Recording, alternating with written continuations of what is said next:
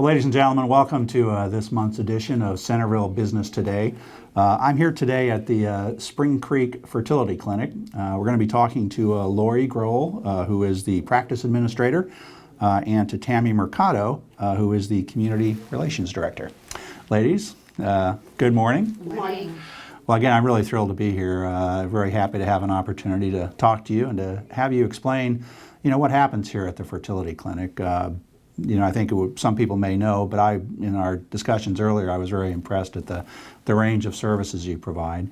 Lorie, let's just start with you. I mean, if say you're a young woman who is having issues with fertility, and they would come in here for assistance, what could they expect?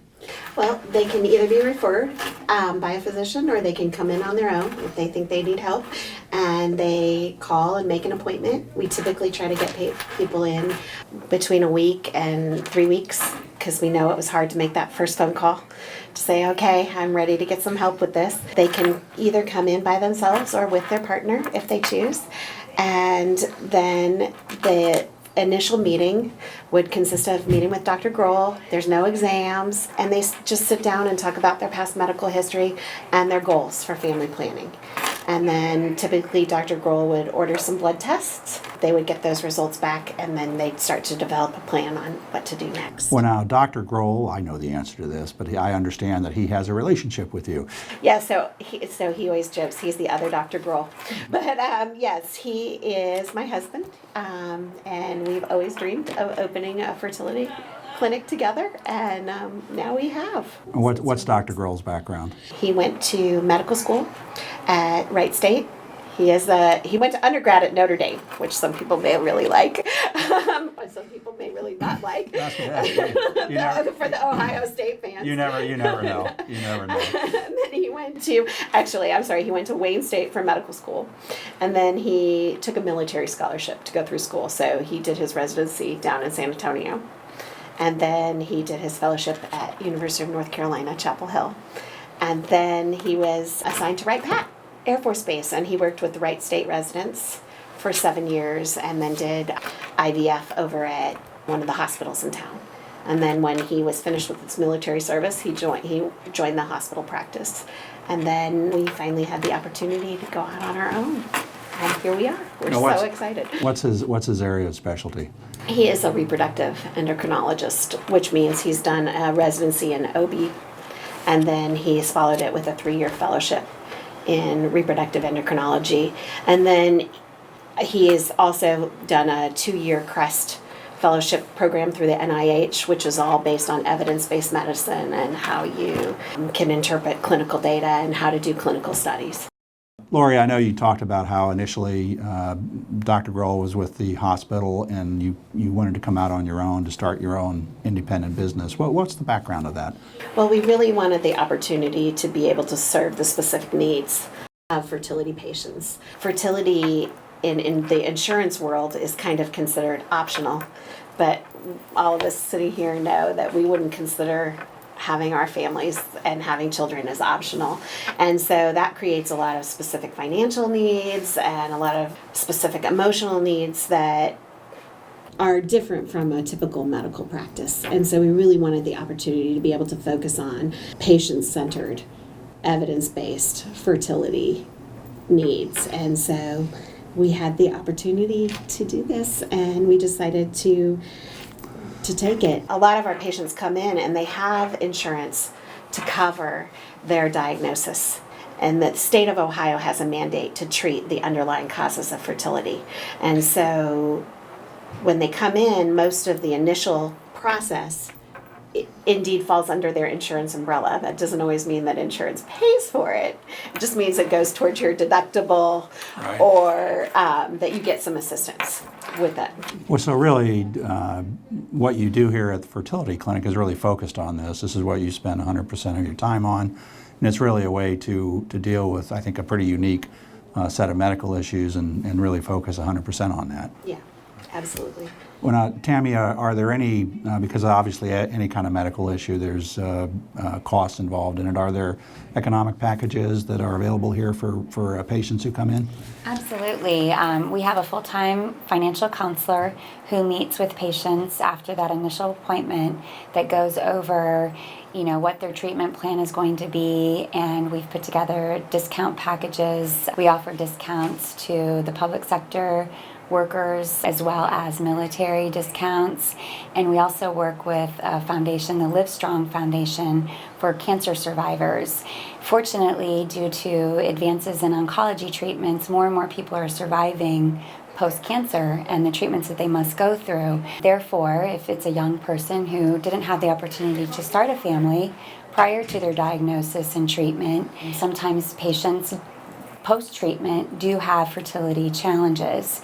So the Livestrong Foundation is a program that will help pay for the medical expenses, the medications, and we are the only center in the area that works with the Livestrong Foundation to help patients do so, and we've had a couple of different patients utilize that benefit. That's got to be a tremendous assistance to people who might be fearful that they wouldn't be able to financially afford all the consultations and the treatments and so on. Absolutely, and it's something to discuss with their oncologist to see if there's certain things they can do with their treatment or just have some preservation options. Both male and females can do some things prior to treatment. Obviously something they'd want to discuss with their oncologist and with someone like Dr. Groll, but there are options out there to think about it prior to the treatment, and then what do you do after the treatment? Well, and I would think that the nature of infertility would cause, really, it would be emotionally a very difficult thing to deal with. Are there services that you would provide here that would help women kind of get through that and kind of deal with some of those issues? Absolutely. I was a patient myself for nearly 3 years on the fertility journey. Actually, it was closer to almost 4 years when you put the 2 different times that I tried to get pregnant. And so it was something that I always wanted to do after going through that. I always said I wanted to give back and help others on that journey. And the Grolls have given me the opportunity to do so in working here. But also I've put together a monthly support group that is open to the community. One does not have to be a patient of Dr. Groll's to attend. They were just nice enough for, at the time being, to let me host it here at the office. Because it is such a sensitive thing, I didn't want to have it at a community coffee shop or something like that where you may not feel comfortable going. So every last Wednesday of the month, I have the support group. We meet here at the office, and as I mentioned, it's open to the community. Anyone can attend. We meet from 7 to 8:30, and each month I have someone co-host with me, and I try and change up the topics and have different things that we discuss, but some months we just chat and we don't even get to the topic. I post the topic each month on our Facebook page. So if you go to Facebook and just look up SpringCreek Fertility, you can like us, and then you'll see the monthly updates each month of what we'll be discussing. And again, you say you don't have to actually be a patient here to take part in that group. No, you do not. And I'm trying to get the word out to the community, but anyone can come. Bring a friend if that's a support that you have. I think it's, in being a patient myself previously, you must have a support group when going through this. And everyone's support net looks a little bit different. Whatever works for one person may not work for another person. And in this setting, I've had the opportunity to put together people who are currently on the journey. My journey has concluded, and I have a wonderful family. I'm fortunate for that. But I'm so fortunate to be able to put together people through this process and facilitate it to bring people together who are currently on the journey and are experiencing it every day. Well, I know when we talked earlier, I guess it's fair to say that you were a successful patient, and you have, 3 kids now? I do. That's wonderful. Yes. That's wonderful. Well, what kind of, we talked about, Lorie, when someone comes in, they'll have a consultation with the doctor, there may be some blood tests. What types of other services do you provide then once those results come in? So we provide everything from ovulation induction, which is monitoring, and we'll do that for people who've had recurrent losses so that we can help support them all the way through their pregnancy. And then we also offer IUIs, so intrauterine inseminations. We offer semen analysis. Then if you need to go to more advanced treatments like IVF, about a third of patients end up going on to IVF. 2/3 of patients, we're able to help them and graduate them and get them back to their OB without doing the more, I would say, more intensive treatments. If you decide to go on for an IVF, we offer ICSI, we offer pre-implantation genetic diagnosis. Dr. Groll does some advanced testing in terms of women's reactive state to essentially foreign bodies, so like an immune reactive test. He also does DNA fragments in the sperm so that you kind of understand how the free radicals in our environment are affecting guys' sperm. So we do a lot of different testing. It does sound like you've really got the full range of medical and technological ability here to analyze what might be the situation and then come up with a solution. Yeah, and the other thing to build on what Tammy was saying before is we do recognize that a lot of people going through this, we might be their only support group. Right. Their partner and then us, because for whatever reason they're keeping it private, and we really work to be a support for them. And one thing that I was so impressed with when you walked in the door, you've got the wall there with the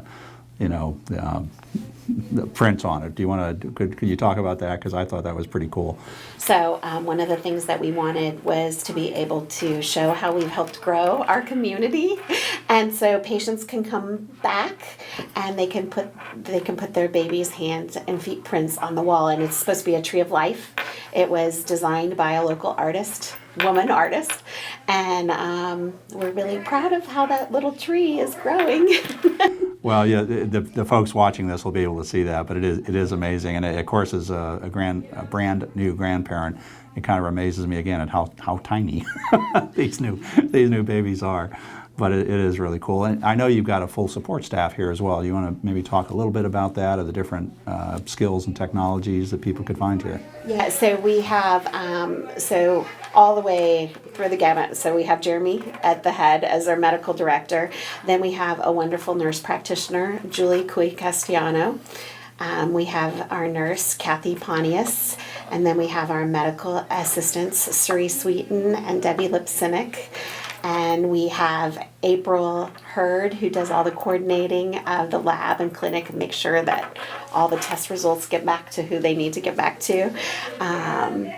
We have 2 embryologists that are on site all the time, Megan Pierce and Leah Click. And then we have Jennifer Graves Herring, who is our PhD high complexity lab director, and she's on site 2 weeks. Well, I've just been so impressed, just the sense of peace and comfort that you get when you come in here, and I would think that a woman or a partner, a man going through this, dealing with infertility issues, would find this to be a very, calm and comforting place to deal with what is a serious and a tough issue to deal with, and I think that just comes through just from walking in. And I think your patients obviously feel that as well. Thank you. I know that a patient recently asked Jeremy what was his favorite part of the job, and she happened to have one of his success stories with him, and she was thinking he'd say something about IVF or retrievals or something, and he just turned around without hesitating and said, him. That's my favorite part of the job. Right. Well, ladies, thank you so much. I really appreciate you giving us an opportunity to talk about the great stuff that goes on here. Well, ladies and gentlemen, that'll wrap up this month's edition of Centerville Business Today. Really urge any of the listeners, if you have the need of the services here at the SpringCreek Fertility Clinic, to come by and really talk to the people who are providing such great service here. It's at the corner of Clyo and Alex Bell in Centerville. and they are doing fantastic work, and I'm happy to have had a chance to shine a light on some of the great things going on here. Thanks so much. See you next month.